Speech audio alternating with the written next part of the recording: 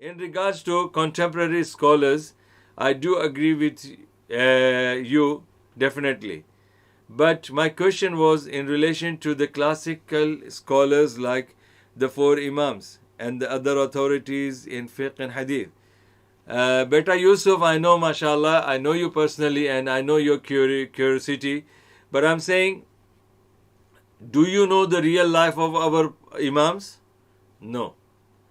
Do you know how they were practicing their religion? No. And do you know how these madhabs were ascribed to them? No. I'll tell you, I've studied them. I've studied the life of Abu Hanifa rahmatullah alayh. He is my Imam. Alhamdulillah, I'm proud to say that Abu Hanifa rahmatullah alayh is my Imam. Because he didn't make madhab of Hanafi. Nobody can ever say that Abu Hanifa has made Hanafi madhab. Instead, he said, إِذَا صَحَّ الْحَدِيث فَهُوَ مَذْهَبِي أُتْرُقُ قَوْلِي بِقَوْلِ رَسُولِ اللَّهِ صَلَّى اللَّهُ عَلَيْهِ وَسَلَّمَ. Imam Abu Hanifa has said that go wherever in the whole world. If you find any Sahih hadith, consider that this is what I believe in it. And if I find that hadith, I will follow it. And he said, Utruku qawli bi qawli Rasulullah sallallahu alaihi wasallam. If my statement contradicts the statement of Sahih hadith of Rasulullah sallallahu alaihi wasallam, because Sahih hadith, why he said, إِذَا صَحَّ الْحَدِيث. So here, his statement means here that if my statement contradicts the Sahih hadith of Rasulullah sallallahu alaihi wasallam, then throw away my statement. So this is my Imam. This is Abu Hanifa. Abu Hanifa will never say that no, even if you find the hadith of Rasulullah sallallahu alaihi wasallam, still you follow my opinion. No, that is called madhab. That is called he is promoting his madhab.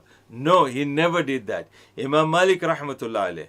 Imam Malik has said that يُؤْخَذُ مِنْ كُلِّ قَوْلٍ وَيُرَدُّ مِنْ كُلِّ قَوْلٍ.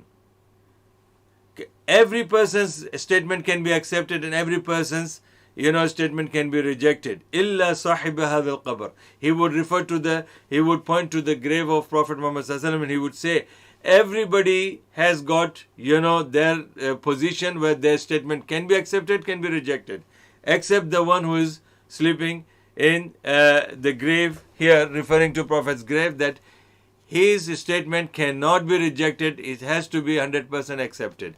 So, it's same thing with Imam al-Shafi'i, same thing with Imam Ahmad bin Hanbal. These scholars never made any madhab. If madhab was supposed to be made by them, then the first madhab should be Hanafi madhab. Then why did the Maliki madhab came? Bismillah.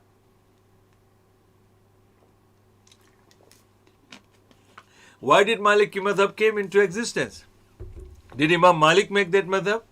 Did he say don't listen to Abu Hanifa because he is promoting his madhab and follow me because I'm Malik and my madhab should be Maliki? Did he say that?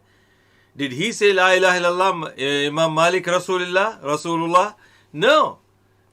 Imam Malik, Imam Abu Hanifa, Imam al-Shafi'i, Imam Ahmad bin Hanbal. Now like for example in this group chat, okay, in this show of mine, let's assume there are 6-7 scholars joined you here and you have a question. When you put your question to them, now one scholar will have one opinion, the other scholar will have another opinion, the third scholar will have another opinion. So now they are giving their opinion based on their knowledge. That does not mean they are promoting their madhab. But the people who listened to them, this was their fault. This was their fault because they wanted to hear something from someone that they actually liked it or they wanted.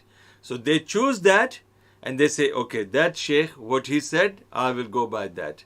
So now here, it's not the sheikh who is telling you, listen to me. It's you have chosen your sheikh for that sheikh. And if the sheikh is famous, then that by the name of his becomes the school of thought. And this is how afterwards the people who came after Abu Hanifa, Imam Malik, Imam al-Shafi'i, Imam Ahmad bin Hanbal, after that these people, the ordinary people or their students or the students of their students, they went into argument and they were promoting what they thought it is according to them is right, and they were ascribing that I have learned from Abu Hanifa, I have learned it from Abu Muhammad, I have learned from Imam Yusuf, Abu Yusuf, I have learned from Imam Muhammad, I have learned from Imam Abu Yusuf, I have learned from Thawri, I have learned from Qatada. Like that, these people, they were ascribing to those scholars who came and gave them the knowledge. But otherwise, these scholars are totally innocent from these claims. These claims were not their claims. They never said that follow our madhab or make a madhab by our name or ascribe the madhab to our name. They never ever said that.